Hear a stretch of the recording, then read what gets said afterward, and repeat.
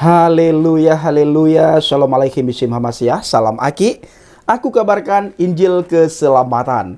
Bapak Ibu Nasi Tuhan, ketemu lagi dengan saya Evangelis Avraham Effendi Usman. Bagaimana kabar saudara semuanya? Tentu luar biasa. Yes, yes, yes. Wow. Kita itu sangat istimewa. Nah, saudaraku para pencinta channel Jahabaget, dalam hari-hari ini saya kedatangan teman dari Aceh. Ya, beliau baru bertobat. Kita tidak expose dan kita tidak publikasikan. Selama kedatangan beliau, kita banyak sharing di Habaget. Bertukar pikiran. Dalam sharing kami membahas mengenai satu hukum. Ya, makanya sebelumnya kita mengajak teman-teman kita dari seberang. Siapa tahu mereka melihat dan menonton video ini secara tidak sengaja. Nah, sebelumnya tempatkan hati dan pikiran saudara di tempat yang netral. Perhatikan baik-baik apa yang saya sampaikan. Jangan mudah terpancing emosi dan jangan mudah mengambil kesimpulan ini salah, itu salah, dia tidak akan tahu, dia tidak akan tahu. Dan apa yang kita sampaikan ini bukan omong doang, bukan asumsi, tetapi ada buktinya. Nah, pertanyaannya apa yang ingin kita bahas kali ini? Itu adalah pertanyaan yang sangat bagus, saudaraku. Yang kita bahas adalah mengenai hukum. Hukum manakah yang akan diambil oleh seseorang atau dipakai oleh seseorang? Hukum yang datang dari Tuhan atau hukum yang menurut penafsiran manusia? Mari kita bedakan antara hukum Tuhan dan hukum manusia. Hukum Tuhan mulai dari atas itu sampai ke bawah itu sama. Kalau Tuhan berkata tidak boleh, maka pastinya sampai ke bawah, ke sana tidak boleh. Kalau Tuhan berkata ini haram, maka tidak ada alasan lain dengan alasan apapun yang dibuat oleh manusia. Hukum yang datang dari Tuhan itu tetap haram. Mau bagaimanapun haram ya haram. Tidak boleh ya tidak boleh. Nah, saudaraku para pencinta channel Injil Habaget, kita akan membahas mengenai mazhab yang dianut oleh saudara kita, oleh tetangga kita. Mazhab mana yang dianut? Nah, apakah mazhab ini hukum yang berasal dari Tuhan atau mazhab ini menurut pemikiran manusia, menurut pemikiran orang cerdas, orang yang berilmu, para cendekiawan? Nah, kalau memang benar, maka pantaslah antara satu mazhab dengan mazhab yang lain bertentangan, ada bertentangan. Contohnya saudaraku, di bangsa dan negara kita itu mayoritas orang menganut mazhab Syafi'i. Di dalam mazhab Syafi'i, wudhu itu tidak akan batal kecuali antara laki-laki dan perempuan itu bersentuhan. Nah, kalau mazhab yang lain, kadang ada kelonggaran, kadang benar-benar juga tidak ada kelonggaran. Tidak boleh bersentuhan setelah berwudu antara laki-laki dan perempuan. Dengan alasan apapun, tidak boleh bersentuhan. Nah, tetapi Bapak Ibu, kalau kita melihat di televisi atau di media sosial, di Arab Saudi, orang naik haji atau orang melakukan umroh, itu bersentuhan antara laki-laki dan perempuan. Bahkan laki-laki yang melakukan haji atau umroh itu tidak memakai pakaian dalam. Tidak memakai pakaian dalam. Dan dilarang memakai pakaian dalam. Dan itu ada dalilnya, ada hadisnya Bapak Ibu. Tidak boleh memakai pakaian dalam. Tetapi kita melihat di sana boleh bersentuhan antara laki-laki dan perempuan. Nah, saudaraku, mazhab apa sih? Dan mazhab mana sih yang melonggarkan atau yang membolehkan, yang tidak ada masalah apabila bersentuhan antara laki-laki dan perempuan? Mazhab Hanafi. Mazhab Hanafi berpendapat bahwa sentuhan kulit antara laki-laki dan perempuan tidak membatalkan wudhu. Dalam masalah ini, mazhab Hanafi menggunakan dalil sahih yang diriwayatkan oleh Imam Bukhari dan Imam Muslim dengan sanad yang sahih. Ya, dengan perawi yang sangat sahih. Imam Hanafi tidak mempersoalkan apakah ada dalilnya? Ada dalilnya. Ada hadisnya? Ini hadisnya Bapak Ibu. Dari Aisyah radhiyallahu an, sesungguhnya Nabi SAW melakukan sholat sementara Aisyah tidur di antara beliau dan arah kiblat. Apabila Nabi SAW hendak sujud, beliau geser kaki Aisyah. Itu hadis riwayat Bukhari dan Muslim. Hadis ini Bapak Ibu hadis yang sahih, ya. Nah, di mazhab Hanafi, orang yang memakai mazhab Hanafi Bapak Ibu, mereka tidak keberatan atau tidak takut apabila bersentuhan antara kulit laki-laki dan kulit perempuan setelah berwudu ketika mereka mau melakukan sholat.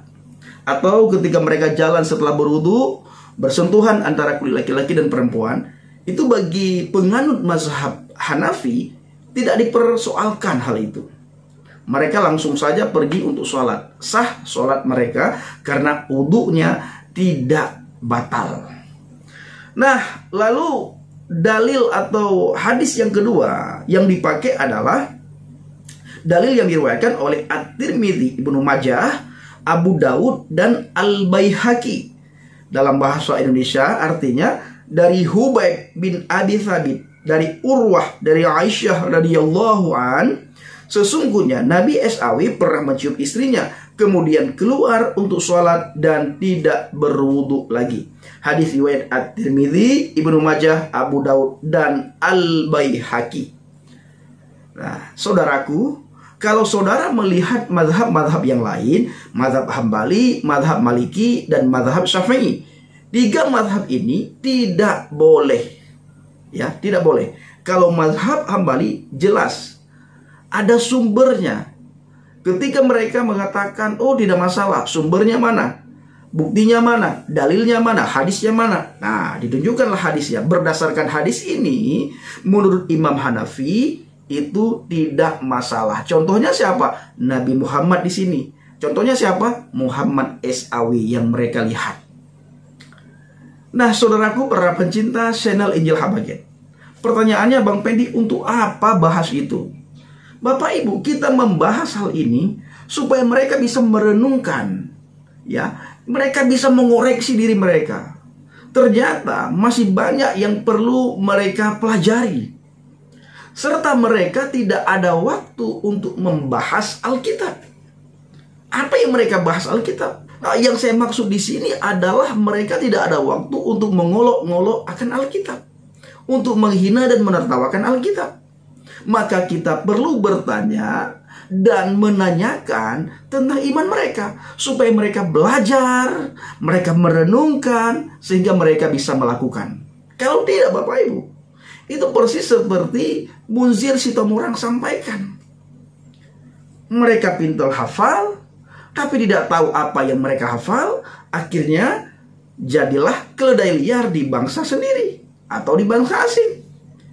Nah, kenapa? Karena tidak tahu.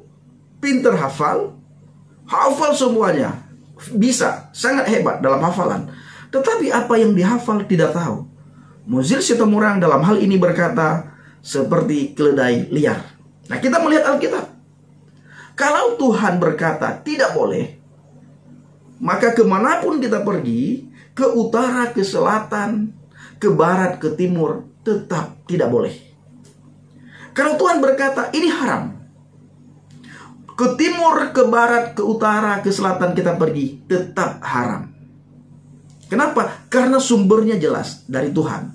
Kalau Tuhan berkata tidak boleh, kalau Tuhan berkata haram, maka kemanapun kita pergi tidak boleh dan haram. Nah, sedangkan iman saya yang dulu Bapak Ibu, di sini tidak boleh. Di sini menganut mazhab Syafi'i. Tetapi ketika di Arab Saudi melakukan tawaf, naik haji, umroh, itu memakai mazhab Hanafi. Nah, mazhab Hanafi boleh dalam hal bersentuhan laki-laki dan perempuan setelah berwudu. Yang penting tidak membangkitkan birahi. Nah, Bapak Ibu, saudaraku para pencinta channel Injil Habaget, para mukallaf itu mereka tidak pernah belajar akan agama yang dianutnya. Jadi mereka tetap masih membahas Alkitab. Maka Bapak Ibu, kita melihat di surau sekarang, di mushola, di masjid, Alkitab itu banyak diperdengarkan ke umat Islam. Dulu sebelum lahirnya mukallaf ini Bapak Ibu, Alkitab dilarang mereka untuk baca. Apalagi untuk bahas di masjid dilarang. Karena sudah dimensohkan. Sudah dimasukkan, sudah tidak berlaku lagi. Sudah digudangkan Bapak Ibu. Lahir mukallaf, Alkitab dibawa ke surau, dibawa ke musala, Alkitab dibawa ke pengajian, Alkitab dibawa ke masjid, lalu mereka membahas Alkitab rame-rame di situ. Nah, saudaraku para pencinta channel Injil Habaget, ayo para mukallaf, belajarlah agamamu dengan benar tanpa menyinggung agama orang lain. Ya, tanpa menyinggung iman orang lain, tanpa menyakiti orang yang tidak seiman, seakidah, sepemahaman, dan yang tidak satu Tuhan dengan Anda. Ya, jangan hina menertawakan iman orang lain. Karena nantinya ketika orang lain menanyakan iman Anda cengeng dan Anda bawa ke ranah hukum dengan alasan ini orang penistaan agama. Saudaraku para pencinta channel Injil Habaget, tetap lakukan penginjilan, tetap beritakan firman Tuhan, tetap beritakan Injil. Karena yang bisa membawa kita ke surga hanya pribadi Adonai Yesus HaMasiah. Akulah jalan kebenaran dan hidup. Tidak ada seorang pun yang datang kepada Bapa kalau tidak melalui aku. Terima kasih. Shalom alaikum bishim HaMasiah. Salam Aki. Aku kabarkan Injil keselamatan. Bapa Yahweh bishim Adonai Yesus HaMasiah Ruach HaKodesh memberkati kita semua. Haleluya. Amin. Salam murtadin. Saya mengucapkan terima kasih kepada Bapak Ibu semua yang selalu mendukung penginjilan Habaget, baik melalui doa, dana, motivasi yang saudara berikan untuk Habaget. Kiranya apa yang Bapak Ibu taburkan semua dibalas oleh Tuhan berlipat ganda. Terima kasih.